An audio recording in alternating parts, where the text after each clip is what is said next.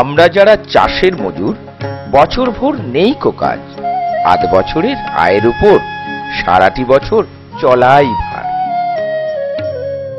আমরা পাড়াগাঁয়ের মানুষ, দিন আনি দিন খাই, 12 মাস কাজও নেই।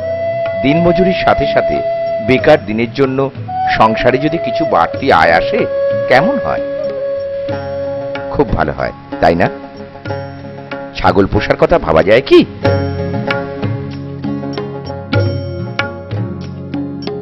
আচ্ছা বলুন তো, এত পশু থাকতে আমরা ছাগলই বা কেন ভাবছি? ছাগল পুষতে গেলে খুব শিক্ষা দীক্ষাও লাগে না।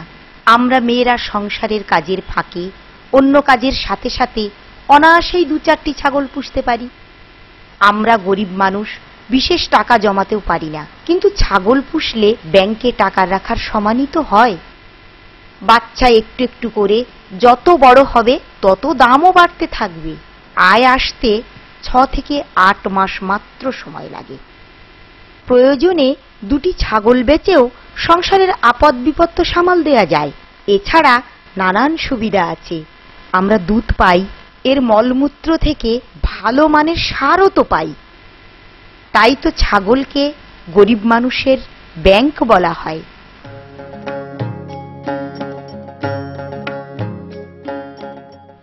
কি আপনিও শুরু করবেন ভাবছেন? তাহলে বলি, 2 থেকে 3টি ছাগি ও একটি পাঁঠা নিয়েও শুরু করা যায়। অবশ্য 8 থেকে 10টি ছাগি পিছু 1 থেকে 2টি পাঁঠা রাখলেই চলে। কাজেই পাশাপাশি 2 থেকে 3 জনেও একসাথে শুরু করার কথা ভাবতে পারেন, পুঁজি কম লাগবে।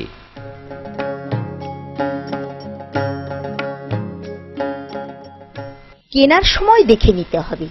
চকচকে গায়ের লোম হবে, টানলে উঠে আসবে না।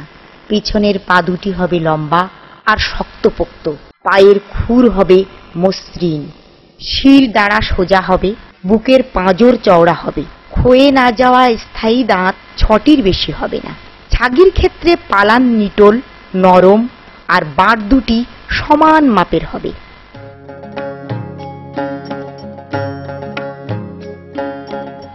নিশ্চয়ই ভাবছেন কোন জাতের ছাগল ভালো হবে? ব্ল্যাক বেঙ্গল আমাদের এখানে খুব ভালো। সাধারণত কালো হয়, বাদামি আর সাদাও হয়। পাঁঠা হলে 10 থেকে 30 কিলো মাংস হয়। ছাগি 15 থেকে 20 কিলো হয়। 1 থেকে 1.5 পোয়া দুধ দেয়। এ জাতের বড় সুবিধা হলো একসাথে 2টি বা কখনো 3টিও বাচ্চা দেয়। বড় জাতের যমুনাপাড়ি ছাগলও আমাদের রাজ্যে কেউ কেউ পোষে। কালো, সাদা বা লালচে বাদামিও হয়। পাঁঠা 50 থেকে 60 কিলো এবং ছাগি 30 থেকে 40 কিলো পর্যন্ত হয়। 4 থেকে 5 পোয়া দুধও দেয়, তবে বাচ্চা হয় 1টি। খাবারের চাহিদাও কিন্তু বেশি। বারবারি নামে সাদা ছাগলও দেখা যায়। দেশি ব্ল্যাক বেঙ্গল থেকে একটু বড় হয় এরা। পাঁঠা প্রায় 30 থেকে 35 কিলো এবং ছাগি 20 থেকে 30 কিলো হয়। এটা দুধের জন্য ভালো। 4 থেকে 5 পোয়া দুধ দেয়। শেষে বলি পাটনাই ছাগলের কথা। পাঁঠা 40 কিলো, ছাগি 30 থেকে 40 কিলো পর্যন্ত হয়। 4 থেকে 5 পোয়া পর্যন্ত দুধ দেয়। এবার নিজেই ঠিক করুন, দুধ না মাংস নাকি দুটোই। জাত তেমন করেই বাছুন।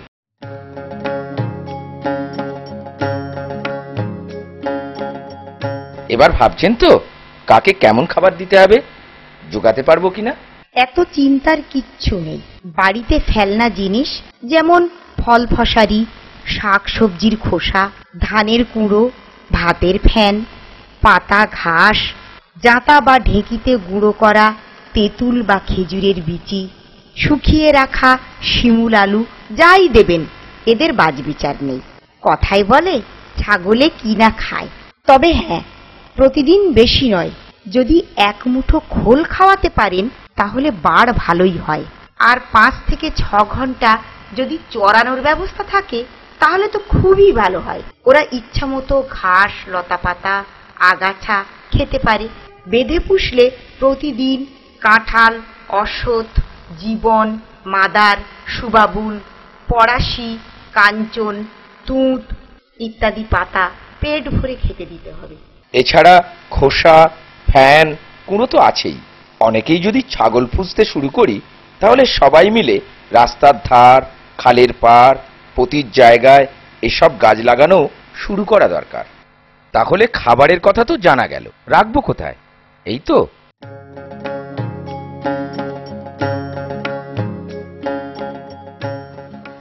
স্যাঁতসেঁতে জায়গা এরা কিন্তু একদম পছন্দ করে না। শুকনো জায়গায় 2 হাত উঁচুতে ঘর করা দরকার।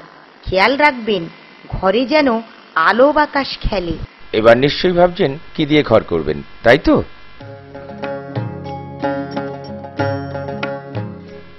সহজেই যা পাওয়া যায়, যেমন বাঁশ কিংবা গাছের খুঁটি, এইগুলো দিয়ে ঘর তৈরি করবেন।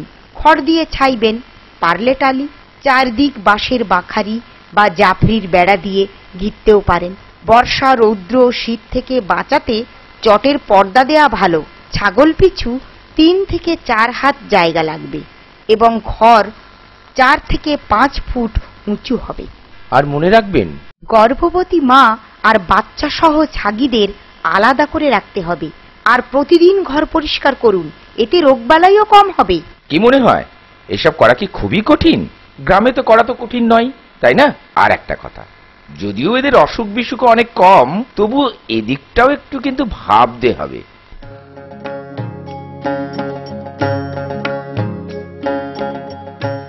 ঠান্ডা লেগে সর্দি আর বাচ্চা অবস্থায় কৃমি হতে কিন্তু প্রায় দেখা যায়। তাই বর্ষার সময় আর শীতে ঘর গরম রাখার জন্য পর্দা দিয়ে ঘিরে রাখতে হয়।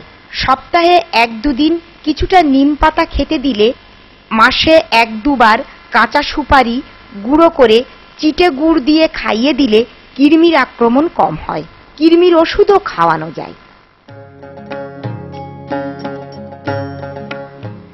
কিছু রোগ যেমন ছোঁয়াচে প্লুরোনিউমোনিয়া, বসন্ত, এঁশো, রিন্ডার পেস্ট, ব্ল্যাক কোয়াটার, হেমোরেজিক সেপ্টিসিমিয়ার টিকা দিয়ে নিলে মহামারী থেকে বাঁচানো যায়। টিকাকরণের কাজ কঠিন কিছু নয়। গ্রাম বা পাড়ার সবাই মিলে একই দিনে এ কাজ করতে চাইলে গ্রাম পঞ্চায়েতের প্রাণী সম্পদ দপ্তরের সাথে কথা বলে সহজেই করিয়ে নেওয়া যায়। লাভ কেমন হবে ভাবছেন? এর চাহিদার শেষ নেই।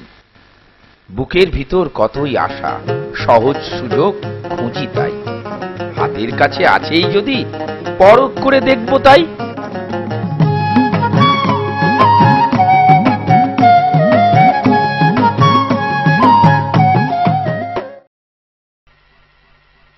আরও জানতে পড়ুন আমাদের প্রকাশিত সহজেই করুন পশুপালন এবং পশুপালনের সহজ পাঠ 2য় পর্ব।